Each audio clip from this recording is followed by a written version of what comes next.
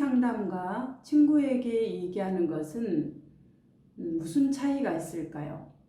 이런 고민을 우리 많이 해봅니다. 특히 친구한테 고민을 이야기하면 되는데 굳이 상담사한테 가서 상담을 받아야 될까? 이런 고민을 참 많이 하게 되죠. 친구에게 이렇게 고민을 이야기한다 이런 측면에서는 사실은 심리 상담이나 친구에게 얘기하는 것은 거의 유사합니다. 그러면 뭐가 좀 다를까요? 왜 상담사에게 가서 우리가 상담을 받아야 될까요? 가장 큰 차이가 상담은 계약 관계고 친구는 계약 관계가 아닌 어떻게 우정 관계. 우정이라는 건 정서적 관계라고 이야기합니다. 보통 우리가 가족들이나 친구들은 보통 정서적 관계에 속하죠. 자기의 속마음을 이야기한다. 그러면 이 계약 관계와 정서적 관계라는 게 왜 그렇게 중요할까요?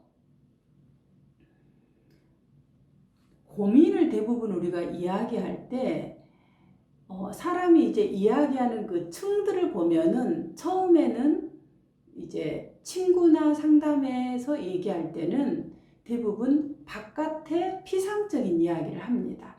그래서 이제 피상적인 겉의 이야기를 할 때는 사실 친구한테 고민을 얘기하나 상담사에게 얘기하나 별 차이가 없는 것처럼 보입니다. 그 단계에서 얘기할 때는 어떤 경우에는 이미 친구는 라포 형성이 되었기 때문에 오히려 친구에게 가서 얘기하는 것이 더 편할 수 있어요. 상담에게는 처음부터 관계가 형성되지 않기 때문에 라포를 형성해야 되기 때문에 처음에서는 오히려 상담에 가는 것이 더 주저될 수는 있습니다.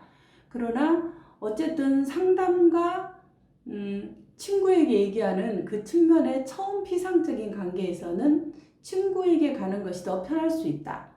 그런데 이제 우리가 이야기를 하다 보면은 그 피상적인 이야기를 조금 더 이제 하다 보면은 그 안에 가서 본인이 진짜 고민되는 이야기를 합니다. 대부분의 우리가 고민되는 그 이야기들은 역할에 관련된 이야기입니다. 내가 그만두고 싶은데 계속 붙들고 있는 나의 어떤 양면적인 이런 양가적인 태도, 이런 부분을 대부분 많이 우리가 고민을 하게 되죠. 근데 이런 이야기를 우리가 한두 번 이야기를 하고 끝내는 것이 아닙니다. 친구에게 만약에 이 부분의 이야기를 하게 될 경우에는 아까 정서적 관계이기 때문에 한두 번 친구가 이야기할 때는 괜찮지만 그 이야기를 지속적으로 하게 될 땐 친구들은 귀찮아하게 되고 그리고 듣기가 부담이 되어져서 계속적인 그 관계를 유지하는데 도망가고 싶은 마음이 생깁니다. 그러나 심리 상담에서는 왜 내가 이 양가적인 태도를 가졌는지, 그리고 왜 이 양가적인 태도에 대해서 내가 고민하고 있는지에 대한 그 심층적인 부분들을 들어갈 수가 있습니다. 왜냐하면 상담사는 훈련된 전문가이기 때문에 내담자가 보지 못하는 그 심리적 이면에 있는 본인의 그림자, 그리고 그 숨겨져 있는 속감정들을 들여다볼 수 있기 때문에 그런 양가적인 태도에서 내가 왜 머뭇거리고 오랫동안 있는지를 탐색하기 때문에 계약관계에서는 이것이 가능합니다.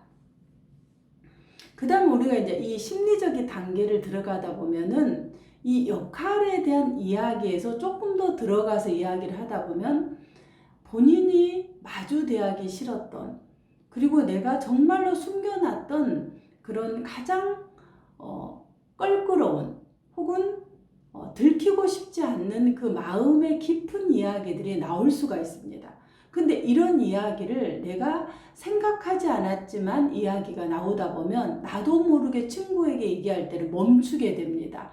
그리고 이 이야기를 하게 될 때 친구가 힘들어하겠다. 왜? 나도 이 부분을 지금까지 20년, 30년 동안 힘들어 왔는데 친구는 이야기를 들을 때 얼마나 부담이 되고 힘이 들까 생각해서 그 이야기를 멈추게 됩니다. 그래, 이까지 하자. 이렇게 하고 내 안에서 올라온 그 이야기들이 스톱하게 돼요. 그러면은 이 미안함이라는 감정이 일어나서 친구에게는 스톱하죠. 그러나 심리 상담의 경우에는 내가 비용을 지불하고 그리고 계약 관계이기 때문에 내가 마땅히 내 힘든 이야기를 심리 상담가가 들어줘도 된다라는 어떤 빚이 없는 관계가 되는 거예요. 그렇기 때문에 본인의 그 숨겨져 있는 이야기를 조금 더 깊이 있게 들어가서 이야기를 할 수 있게 됩니다.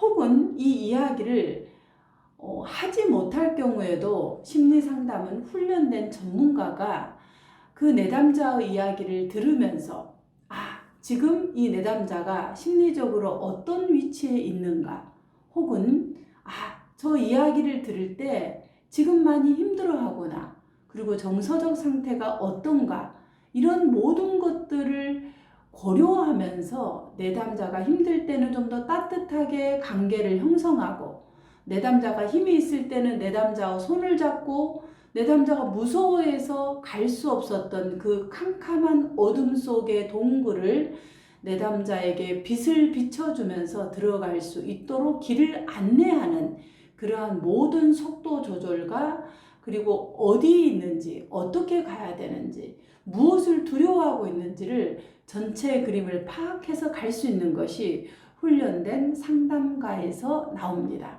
그래서 이제 이런 계약관계 안에서는 이러한 부분들이 가능하기 때문에 사실은 심리 상담으로 가서 자기의 속 깊은 이야기를 하게 됩니다.